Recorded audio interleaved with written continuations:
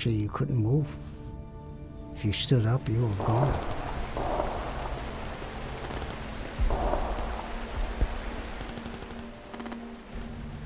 I reached a point where I could see that I had to talk to God in a real hurry.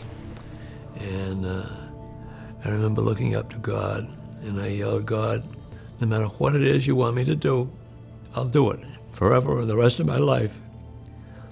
And almost instantly, the Navy had shot down smoke flares way down below the beach near Vierville. And the smoke had drifted up by us. At that point, Colonel Cannon, who was my regimental commander, had come along in the smoke and said, "Okay, guys, get off the beach, get your ass up here, get up to the beach and run." And it was almost simultaneously. And he yelled, "29, let's go." And we did. We got up to the berm, and we made it to the berm, and managed to get up there, soaking wet. So, I mean, we're talking about a beach that's like a quarter of a mile long to get up. And how I managed to get there, I don't know, but God was helping me. When I jumped in, I went overboard. I went under.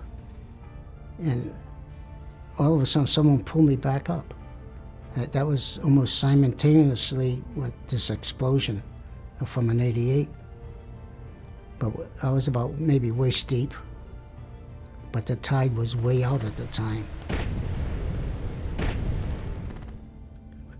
I managed to crawl up the beach, and because the tide went out very far, but when it came in quite fast, and it left a very small beach. And that's when, as I was crawling in the beach, I looked back and I could see these tanks that were supposed to float. They just sank. They went right to the bottom. And I got up on a beach, and one of the tanks made it, but it got stuck, and it lost its thread on all the small rocks. And as I was laying there, I couldn't find any Navy men. And you could tell the Navy men because on our helmets we had a blue stripe that went around the helmet.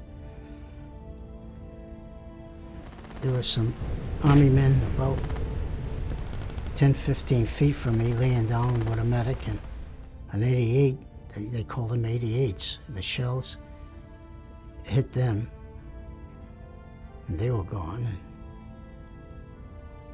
there were body parts all over the place. The bodies all over the place. The arms, the legs. I remember this. He must have been an officer, because he said there are two kinds of people on this beach: those that are dead and those that are going to be dead.